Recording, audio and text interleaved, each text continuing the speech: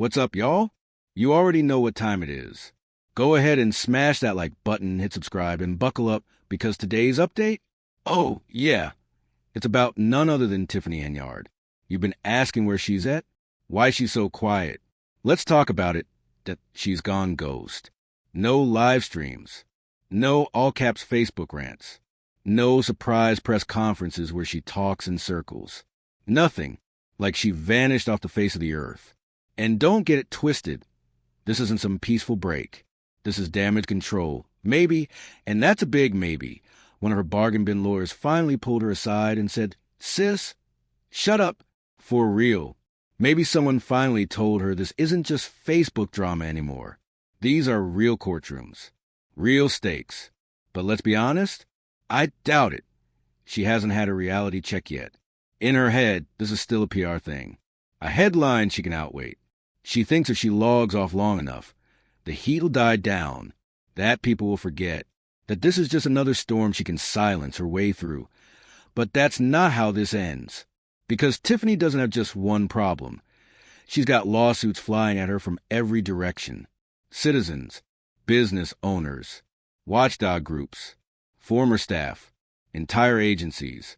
It's like the whole town got fed up and grabbed legal representation. And don't forget the FBI. They're still watching. That investigation, still wide open. Just because you don't hear about it every day doesn't mean it went away. Like my grandma used to say, just because the stove ain't whistling don't mean the water ain't boiling. So her arrest? Not an if, it's a when.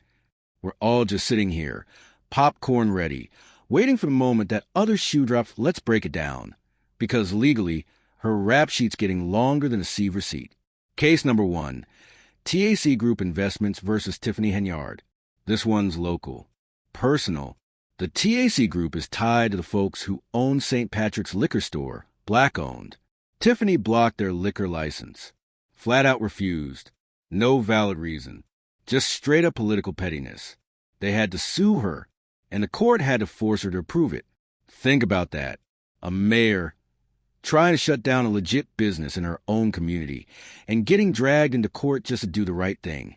And that wasn't even the end. There was another license she never signed off on, left it hanging. So this latest case looks like part 2 of the same mess. Like seriously, how many mayors get sued multiple times over liquor licenses? That's wild. Case number 2, Jeff Deere. We don't know all the details yet. His name just showed up on court records. But one thing's for sure, if folks are suing without press, they're not clout chasing, they're coming for accountability. We'll be watching that one closely. Case number 3, Edgar County Watchdogs. And these people, they don't mess around. This is about the FOIA violations, those missing credit card receipts. Her team was out here swiping township funds like a personal debit card, and when someone asked for proof, poof, documents vanished.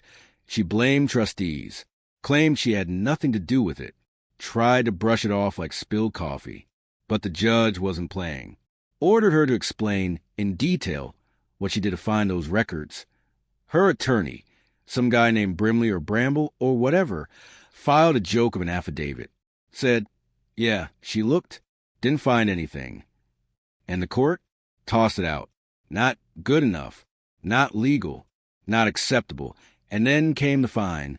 Starting June 6, she owes $1,000 a day until those FOIA docs are turned over. Not metaphorically, literally, $1,000. Every day. Tick-tock, today is June 30th. That's 24 days. That's $24,000 she should owe right now. Minimum. But again, this is Illinois. And down in the Chicago Southland, the system moves real slow when powerful people are on the hot seat so far.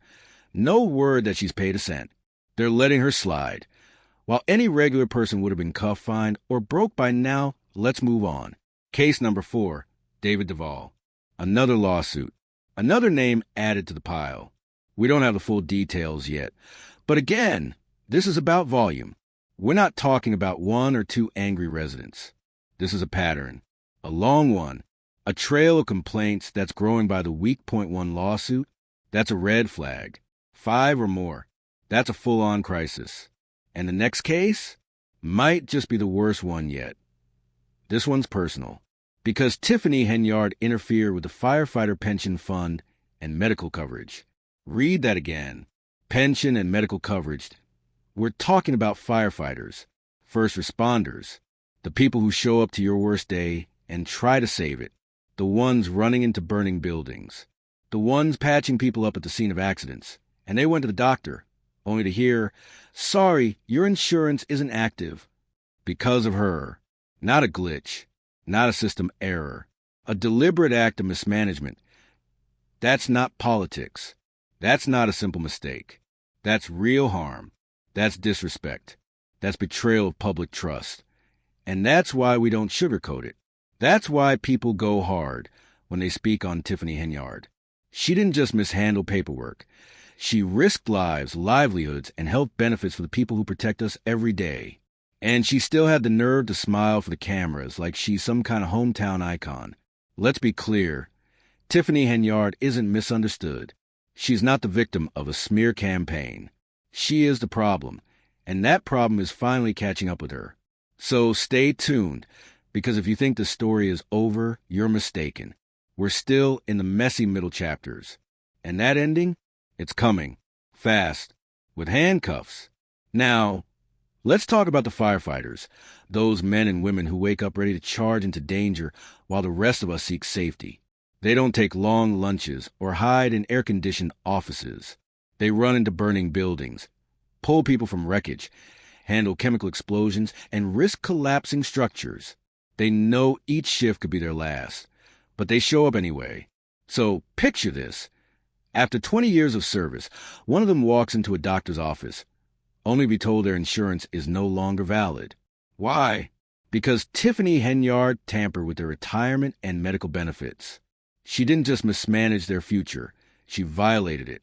She took the trust they earned through sacrifice and threw it away. That's not just negligence. That's betrayal. And when you betray the very people who protect your community, you don't deserve grace. You deserve consequences. The FBI knows this. They're still investigating. And when that hammer drops, it's going to hit like a freight train. She didn't just wreck Dalton. She dragged Thornton Township down with it, flipping two entire communities into chaos. And even though the Lightfoot audit exposed some of the disaster, we still haven't seen the full picture. No one knows how deep the damage goes, and based on her history of compulsive lying, we won't get the truth from her. She continues dodging accountability like it's a game, zooming into court hearings, double-booked across multiple courtrooms, acting like the law doesn't apply to her. But this isn't traffic court. She's not untouchable. If it were up to me, every time she skipped a hearing, that'd be 30 more days behind bars. Judges need to stop letting her play these games. She should be required to appear in person for every single hearing. Miss one? That's a bench warrant, period.